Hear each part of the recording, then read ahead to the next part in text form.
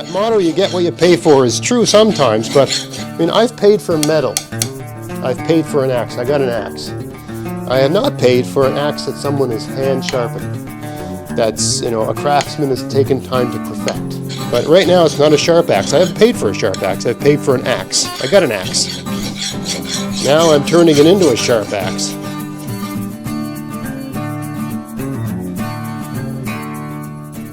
Hey, it's Greg here with Outdoors on the Cheap, and I just bought a new axe that I'm going to be using in my Outdoors on the Cheap videos where I need an axe. And I was just getting this thing ready to be used, and then I thought, why not make a video about that? Because you know, most of the time if I'm at someone's house for, you know, they're having a fire in their backyard and I see their axe, it's got a lousy edge. So I think there's a tendency for us to think that we have to buy our axes, you know, the way you buy your axe is the way it's meant to be. And that if you want a good axe, you got to spend a lot of money. This is a cheap axe. This is like a $30, $40 axe sort of thing, right? I didn't spend a lot of money on this. I don't have any axes that spent a lot of money. All my axes are that price or less. The ideal axe for me is you get a head for $2 at a yard sale, and you spend $5 or $10 on a handle, and you stick a handle on that, and you sharpen it up, and then you've got yourself a great axe. Anyway, this was an inexpensive axe, but they tend to come with, the inexpensive axes tend to have lousy edge. But that's easy to fix because these things you can buy called files. They're very useful. And for a few dollars, you can get one of these and put a fantastic edge on one of these. Right? That's one flaw of new axes, that especially cheap ones. Another one is that they tend to be varnished. There tends to be a shiny varnish on the handle. I've already started removing the varnish off of this. But that varnish is problematic because it's slippery. When you're holding something that can kill you or someone else or greatly injure or maim you, with your hands, you don't want it to be slippery, right? So you want to get that varnish off. It's handy to have a little bit of linseed oil in the wood and that sort of stuff, but the main thing is you don't want it shiny. Okay? If the handle is shiny, you got a slippery axe. You're going to have problems. So you got to get that off. So in this video, I'm going to do that. Now I'll tell you what, I'm going to do a whole video dedicated to what I think is the ideal axe. But let me tell you why I like this one in general. And I'm going to do another video explaining why those are all super important. But this has got a 28-inch handle. If I hold it with my hand, it goes against my chest. That's the right length for my height. You know, if I'm cutting a tree properly, if I'm felling a tree, that's the minimum length I need in an axe to be safe from it going into my foot, assuming I'm using that axe properly. That's the minimum length I need. Also, 28-inch handle, that's, you know, that's, the longer the handle is, the more advantage you get in terms of physics, imparting power into your swing. It's also short enough that I can, you know, put it in a backpack, and I can hold it like short if I need to do something really short, right? So I can do a lot with an axe like this. Anyway, that's, you know, the short version of why I like that axe. I like the dimensions and all that sort of stuff, but I'm going to do a whole video on why I like that. But yeah, let's talk about getting this axe ready to use. So the first thing I want to do here is remove the varnish. So let me just zoom in a little bit. All right, so nothing too sophisticated here. We're just going to use a simple C-clamp just to hold it in place. Okay, you know, it's not going, ain't going nowheres. Now there's lots of ways you can get that varnish off. You can take a knife if you've got a nice 90-degree spine on your knife and just run it down until you see, you know, until all the shiny stuff goes away. That's a perfectly, you know, if that's all you got, you know, you're not all set up with a complete shop like me, just in an apartment or whatever. I spent many years in that situation. Right? Just do it this way. You'll get that all off. You know, just use the back of a knife. Don't use the edge. Use the back. Right? And just work your way along that till all the shine's gone. Another great tool to pick up is one of these rasps, combination rasp. It's got two sides that are sort of round, with a coarse and a finer grind, and then it's got two sides that are flat, one coarse, one finer. And don't use the coarse for this, but the fine side, it only works on a push, really. You just work it. If there's a part that's sort of rounded, you can just use the rounded side. This will take all that varnish off really fast. Yeah, this side's just about done, actually. You want that varnish off because your hands get sweaty, things get wet. It's just going to behave a lot better. Okay, I've got that off pretty much. This is a 120 grit sandpaper. Cheap stuff from a dollar store. That's all you need. Again, you're not going for perfection here. It's okay. See a little spot there. Where's that? You know, I haven't got ideal lighting here because I'm making a video, but I want to have, I got a powerful light. I'd want to have some real light on this. You look at it from different angles.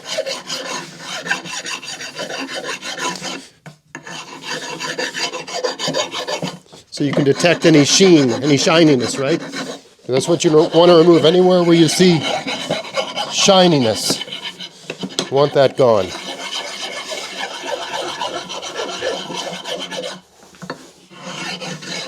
That's pretty good. Now I'll just go over it with the sandpaper.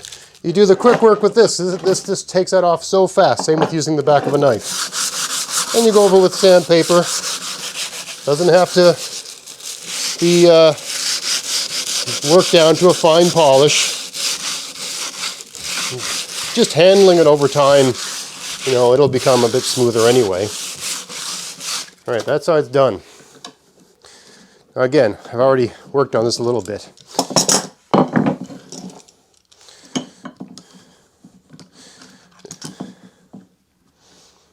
Crank that on. Usually these things come with stickers and stuff on them. Just about impossible to get out. The only way to get the stickers off, I think, is to scrape them off. All right, so then we're going to just work on this side.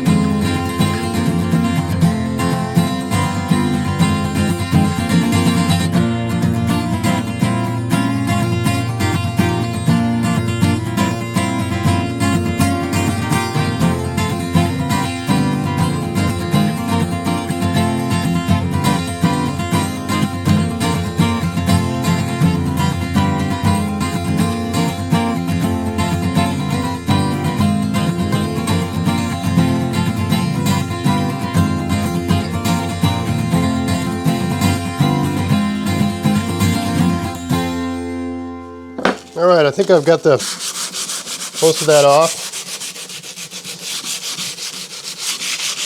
Starting to look a little bit better. Now, I mean, someone might ask me, oh my goodness,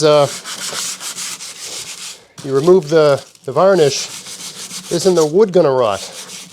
Well, no, because this isn't outside all year, right? I mean, I take this outside when I use it, and I bring it back inside when I go inside. This is an indoor tool. It stays indoors. It just goes out like me. It's indoors when I'm indoors, and it's outdoors when I'm outdoors.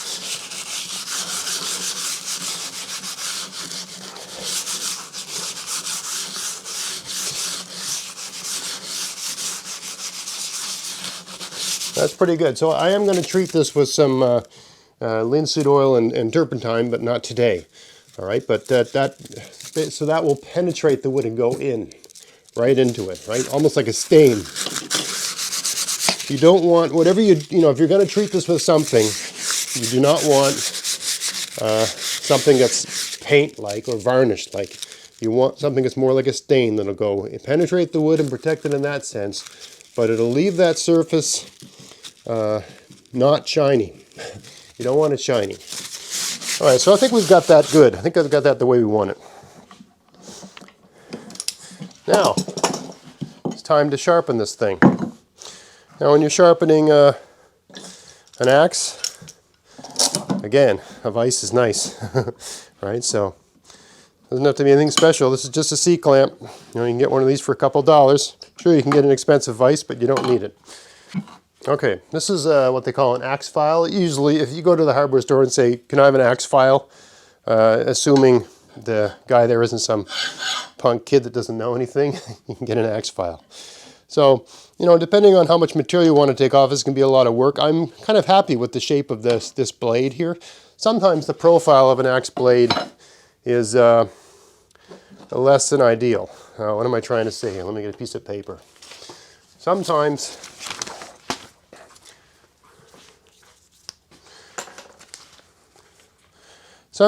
let's say this is your axe. Sometimes the profile is like this. Okay, something like that will just not cut. And sometimes the profile is unbelievably pointy. Something like this probably won't hold up to a lot of use. So there's a sweet spot there, right? So you want it to be a triangle, but not too pointy and not too blunt. And I mean, the best way to know, I don't know how many degrees or whatever, but the best way to know is to just work with the way it came. Try cutting down a tree. If it's really, really hard to cut down that tree, assuming you know what you're doing on cutting trees, then it's probably just a bit too blunt and needs to be removed. It's a lot of work to remove the material and bring it down a little bit. But it'll make a huge difference and turn the axe into a lightsaber. Here's an axe I got at a hardware store for $12 on sale. And out of the box, it was practically useless. Wouldn't cut anything. I spent about 10 minutes with the file, and now it's a pretty good axe. So I don't even think 10 minutes is required here. I think now when I was in the store, I could feel that the axe literally had no edge. If anything, the edge was actually curled over a little bit. You think of an axe, the very edge of an axe, the very edge. Sometimes it gets curled over like that a bit. I mean, I'm exaggerating, but that's basically what this felt like. I could feel a little bit of a lip on one side. So by simply working a file down, I remove that pretty quickly. It's kind of hard to work the underside, but maybe I'll just do 5 passes like this. 1, 2, 3, 4, 5, and flip her over.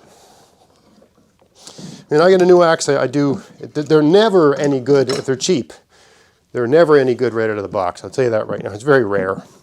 I suppose it's not impossible, but if you get an axe that's not a couple $100, assume that it's not going to be very impressive right out of the box, okay?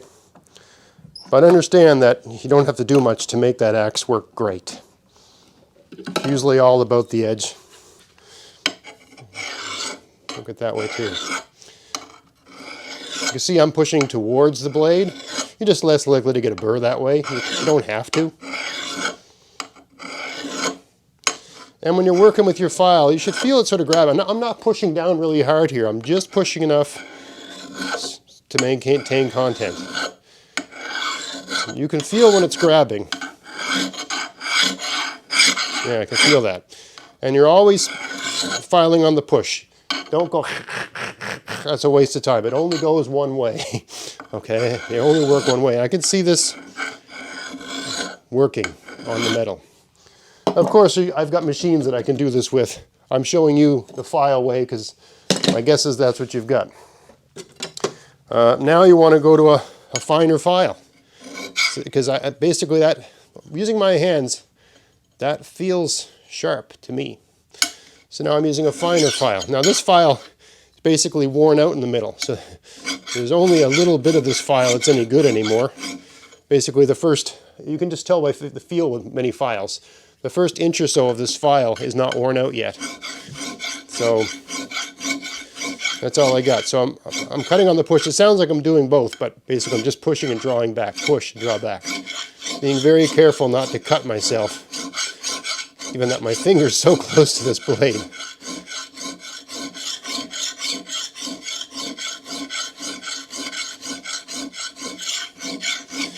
I'm looking at the edge of this axe here and removing, so a coarse file like this leaves lines in the metal. So with this one here, I'm doing my best along that edge to, based on what I can visually confirm, remove the lines that the other file made. That's pretty good. Let's flip her over again.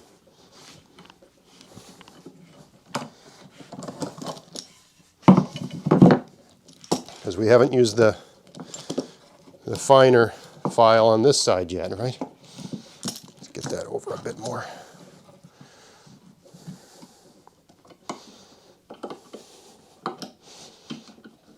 I had plenty of axes. I just thought this would be a useful video for beginners. This is just one of these things people seem to get confused about. Axes and which ones are good and that sort of stuff. All right. Now remember, I already used the coarse one on this.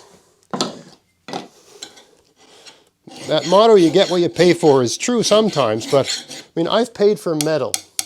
I've paid for an axe. I got an axe. I have not paid for an axe that someone has hand sharpened. That's, you know, a craftsman has taken time to perfect. I've paid for an axe that was made by a machine, and it's an axe by definition. But right now it's not a sharp axe. I haven't paid for a sharp axe. I've paid for an axe. I got an axe. Now I'm turning it into a sharp axe by doing what the craftsman would do. I'm just watching the edge, looking at it,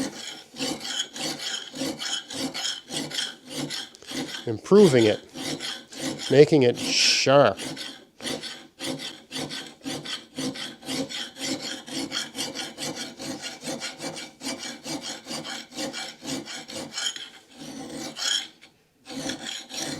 Let's give that a feel.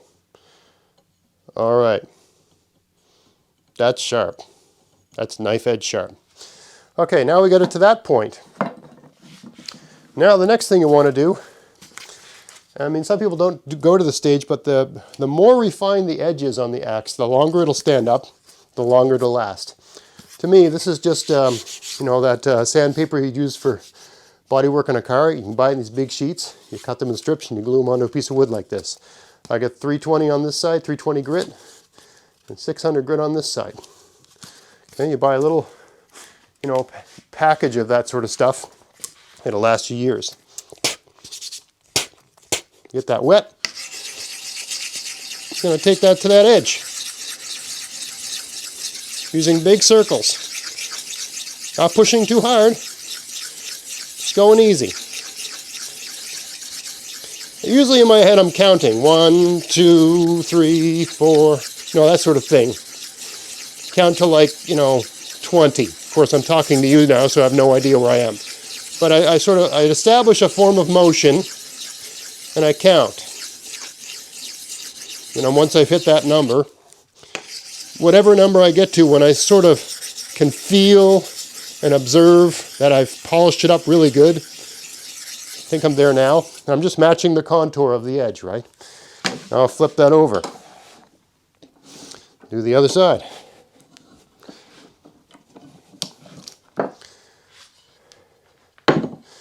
This is all I do to take an axe and, you know, get it to a point by my standards where it does everything I want to do, and it's sharp enough to, you know, be function well. I mean, the duller the axe is, of course, the more dangerous it is. What's going on here? But also, the duller an axe is, the more work you're going to have to do to use it,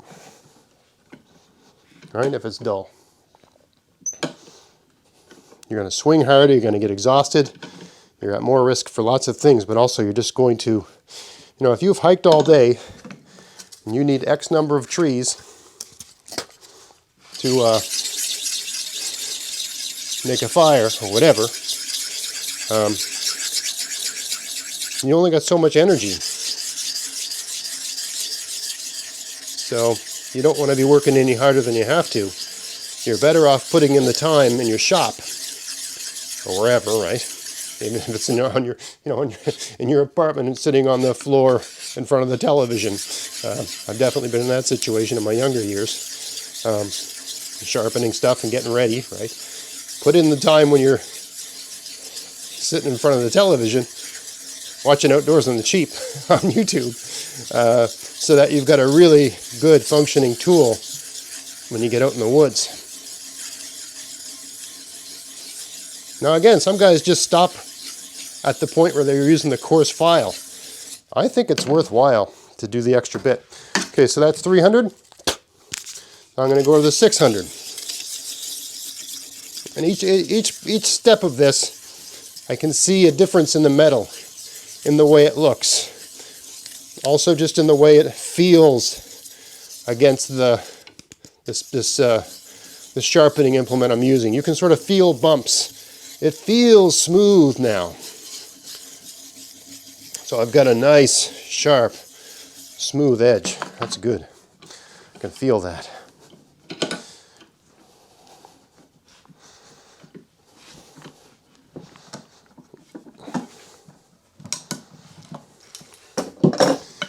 I'll just hold that out device this way on this side here.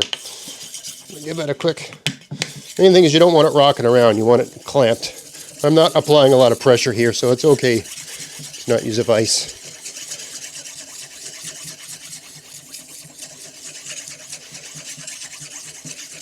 Oh, geez. Spin in a little bit. So now I'm just going to give it a wick like that. Give it a feel. That is sharp. I mean, if you want to go an extra step, you can put a hone against it. Maybe 3 aside.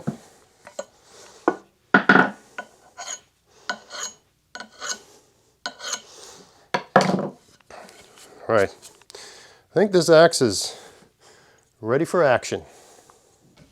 All right, so it's been a few days since I started filming this video.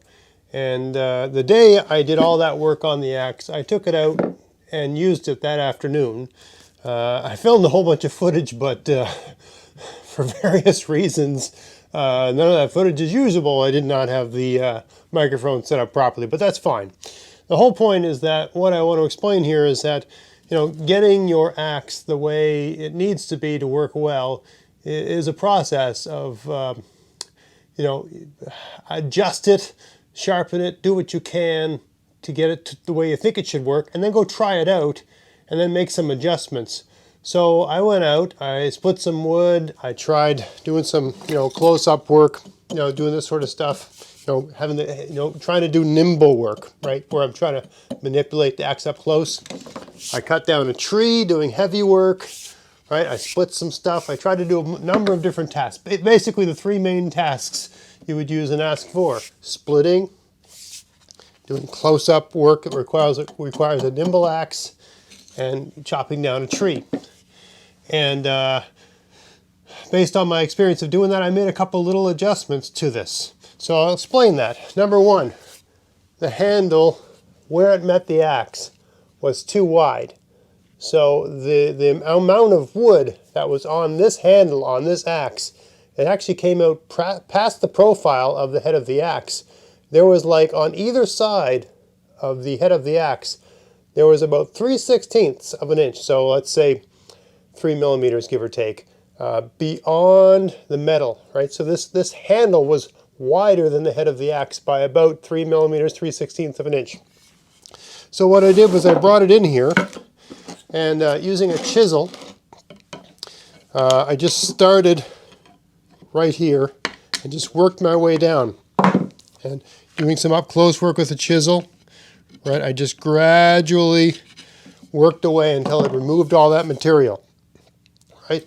And then I took that, I don't know where it is here, but that file I had, that file that's got 4 different filing surfaces, I used that file to smooth it out, and then I sanded it down the same way I showed you.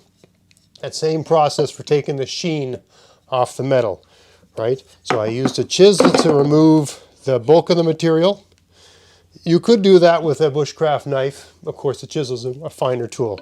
So I removed, you know, about 3 millimeters or 3/16 of an inch. Those aren't exact comparisons, but you get the idea depending on what system you use. That much material off either side here. And I actually removed some of this bulk here, not from the front. You never want to remove any material off the front part. Where the front edge of the axe is, do not touch that part. But you can remove a little bit off the back. You can't go past where the, you know, wherever the hole is that accepts the handle. You can't go past that point. But I just thinned this whole thing down so that when I held it in my hand up close near the head, I felt like I could control it. Right? The way this axe came, this was so big and so big around, so beefy, that it was like hanging on to, I don't know what the proper comparison is, but it was just too big around. It was like trying to hang on to a coffee mug. That's not a good example, but it was just too big around to have any real sense of control. If you don't feel like you've got control of the axe, it's going to be clumsy, it's going to get into your thumb, it's going to get into your forefinger, you're going to have a problem. So I removed material. I took this down about 3/16 of an inch to 3 millimeters on this side, same off this side, and I brought this back part down a little bit, just until I felt, I mean, you can't have it this narrow. This is lovely down here, nice and narrow, easy to squeeze. But you can't have this so big and so fat that you can't really control it. At the very least, you want to be able to touch your thumb to your middle finger. You know, ideally you should be able to touch your thumb to your forefinger, which I can just barely do here, right? I can touch my thumb to my ring finger here, right? But yeah, you want to be able to get your hand around it so you can control it. So when you're doing really fine up close, you know, really fine up close work, it's not clumsy and you're in control. So I did that. The other thing I did was I removed a bit more of the metal material from the edge here. I felt the edge was, having used it on a tree, and I brought a tree down pretty damn fast, but still I didn't like the way it was biting in. I thought it needed to be a bit steeper. So to give an example, a representation of the little adjustment I made, I had an edge like that, and what I did was I just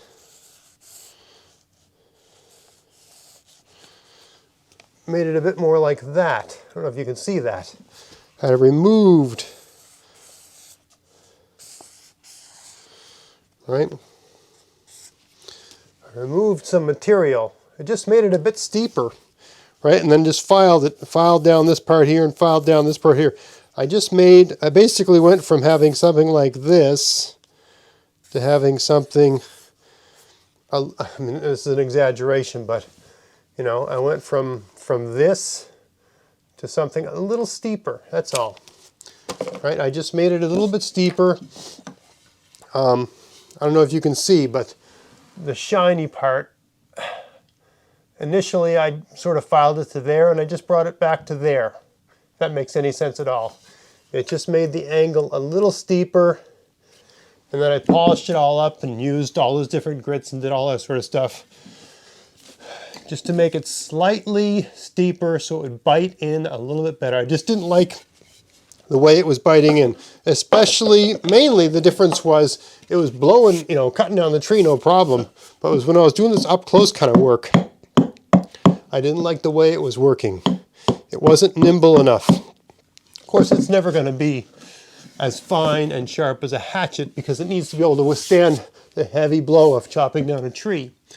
But you want that happy medium where it can do everything reasonably well.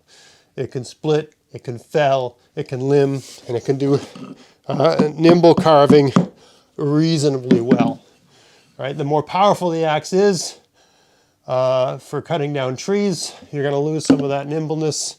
The more durable the edge is for heavy blows, you got to give up some of that nimbleness. But there's a question of finding that right balance, and you know, that's just something you've got to play with and learn and practice and get familiar with axes and just get a feel for. I could get some sort of caliper and give you a measurement, but it wouldn't really matter what measurement I gave you. You're going to get it the way you want it to be. Some people like it steeper, some people like it thicker. It really depends on what you're used to and what qualities you value and how you tend to use an axe. How hard you swing, what kind of wood you're cutting, all that sort of stuff. There's gonna be a lot of things that you're just gonna learn through experience to fine tune the axe to respond to.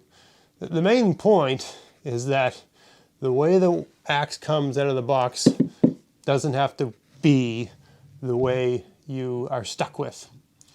Right? You buy the axe and then you fine tune it, you adjust it, you make all these little adjustments, customizations, so that it works the way you want it to work. And that's how you take, you know, a $30 axe and adjust it so that it performs just as well as a top of the line $250 axe. I'm fully comfortable that I could be in a situation with another guy who's got, you know, one of those expensive axes and keep up, no problem. Because I've made the adjustments. This is now a custom axe. And sure, I'm not a master craftsman, but I've put the time in, I've put a little effort, and really, not a lot. Maybe an hour of my time to get this the way I want it to be. Not a big deal. Worth saving the money over, in my opinion. All right, so yes, axes. You do not need to spend money on an axe. What you need to do is understand what constitutes a good axe, how to use an axe, and how to modify an axe you've bought, usually in terms of getting the edge ready to use. I'm going to do a video later today where I take this out in the woods and fell a tree with it, show you how good a job it does. You know, this edge was not, this was basically just a smashing edge, the way this came from the store. Cheap axe. Now I've got a good edge. Let's just assume we've got decent wood here and it's not going to break, all that sort of stuff. So, hope you found that interesting. If you did, please like, share, subscribe. And until next time, enjoy the outdoors on the cheap. Thanks for watching.